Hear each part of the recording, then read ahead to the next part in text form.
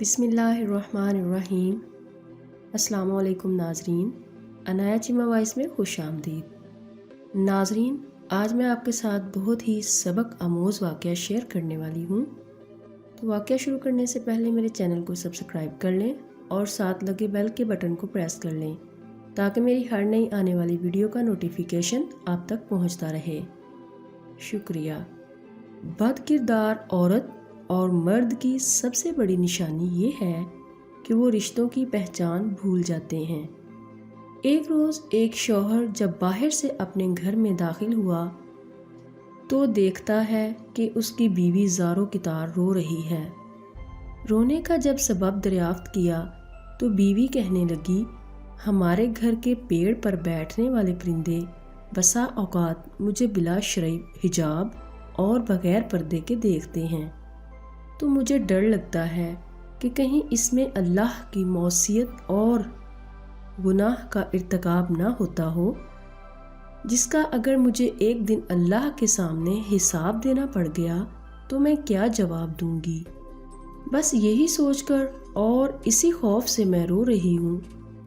بظاہر انتہائی نیک اور دینی جذبات سے لبریز بیوی کا یہ جواب سن کر شوہر بہت خوش ہوا اور اس کی اس درجہ پاک دامنی، پاکیزگی اور جذبہ خدا ترسی کو دیکھتے ہوئے عالم بے خودی میں فوراً اس کا ماتھا چوما اور اسی وقت کلہاڑی لے کر گھر کے پیڑ کو کاٹ کر باہر پھینک دیا۔ اس واقعہ کے ایک ہی ہفتہ بعد ایک روز وہ شوہر اپنے کام سے جلدی فارغ ہو کر اپنے نارمل وقت سے کچھ پہلے ہی گھر آ گیا تو کیا دیکھتا ہے کہ اس کی وہی پارسا بیوی اپنے عاشق کی باہوں میں لٹی ہوئی سو رہی ہے۔ یہ ناقابل یقین دل خراش منظر دیکھ کر اس نے مزید کچھ نہیں کہا، بس گھر سے اپنی بعض ضروریات کا سامان لیا اور اپنا گھر اور بستی چھوڑ کر نکل پڑا اور چلتے چلتے ایک دوسرے شہر تک پہنچ گیا جو بادشاہ وقت کا اپنا شہر تھا۔ وہاں دیکھا کہ امیر شہر کے محل کے ارد گرد کافی لوگ جمع ہیں۔ یہ منظر دیکھ کر جب اس نے اس بھیڑ کا سبب پوچھا تو لوگوں نے بتایا کہ بادشاہ سلامت کی تجوری چوری ہو گئی ہے۔ اسی دوران اس بھیڑ سے ایک ایسے شخص کا گزر ہوا جو پورے پیر کے بجائے صرف اپنی انگلیوں کے اطراف کے بل بہت سنبھل اور بچا بچا کر انتہائی احتیاط سے چل رہا تھا۔ اس آدمی نے جب اس شخص کے بارے میں پوچھا کہ یہ صاحب کون ہیں تو لوگوں نے بتایا کہ اس شہر کے دینی گرو، مذہبی پیشوا اور شیخ صاحب ہیں جو اپنی انگلیوں کے بل محض اس لیے چلتے ہیں تاکہ ان کے پاؤں کے نیچے کوئی چیونٹی آ کر کہیں دب نہ جائے اور اس کی موت ہو جائے اور اس طرح وہ ناحق قتل نفس کے عظیم گناہ کے مرتکب نہ ٹھہر جائیں۔ شیخ صاحب کے متعلق لوگوں کا یہ جواب سن کر اس آدمی نے فوراً اور برجستہ کہا، اللہ کی قسم، مجھے بادشاہ کے خزانہ اور تجوری کے چور کا پتہ حتمی مل گیا ہے، مجھے اسی وقت بادشاہ کے پاس لے چلو۔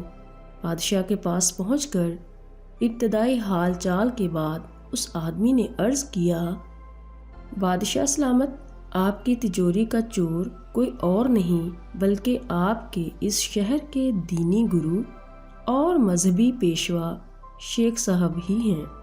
یہ سن کر بادشاہ کو سخت حیرت و تعجب ہوا، جس پر وہ آدمی مزید یقین دہانی کراتے ہوئے کہنے لگا کہ اگر مجھے اس الزام میں جھوٹا پایا جائے تو میرا خون معاف، اور اگر اس الزام کے بدلے میری گردن بھی اڑا دی جائے تو بھی میں اس کے لیے مکمل طور پر تیار ہوں۔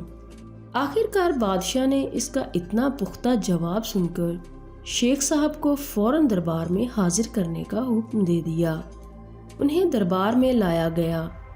پوچھ تاچھ اور تحقیق کے بعد آخر کار شیخ صاحب نے اپنا جرم قبول اور تجوری چوری کا اعتراف کر ہی لیا۔ شیخ کے اقرار جرم کے بعد بادشاہ اس شخص سے کہنے لگا، تم یہ بتاؤ کہ آخر تم کو کیسے پتہ چلا کہ چور یہی شیخ صاحب ہیں، جبکہ وہ اپنی ظاہری شکل و صورت اور وضاقتہ سے انتہائی نیک، صالحہ اور پارسا دکھتے ہیں۔ بادشاہ کے اس سوال کا جو قیمتی جواب اس آدمی نے اپنے سابقہ تجربات کی روشنی میں دیا، وہ جواب یہ تھا کہ جب بھی اظہار پارسائی میں مبالغہ آرائی ہو رہی ہو اور جہاں بھی نیکی اور فضائل کے بیان میں حد سے زیادہ دکھاوا نظر آئے تو آپ فوراً سمجھ لیں کہ وہاں ضرور کسی بڑے جرم اور گناہ کو چھپانے کی کوشش ہو رہی ہے۔ سچ ہے کہ صرف لباس پارسائی سے شرافت آ نہیں سکتی۔ شرافت نفس میں ہوگی تو انسان پارسا ہوگا۔ کردار کو کپڑوں میں چھپا رکھا ہے تو نے، کپڑوں کی طرح تو تیرا کردار نہیں ہے۔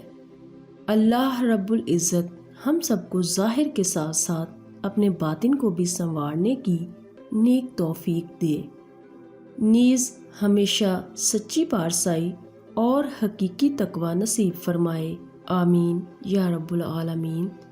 تو ناظرین، اپنا خیال رکھیے گا، عنایا چیمہ کو دعاؤں میں یاد رکھنا۔ اللہ حافظ۔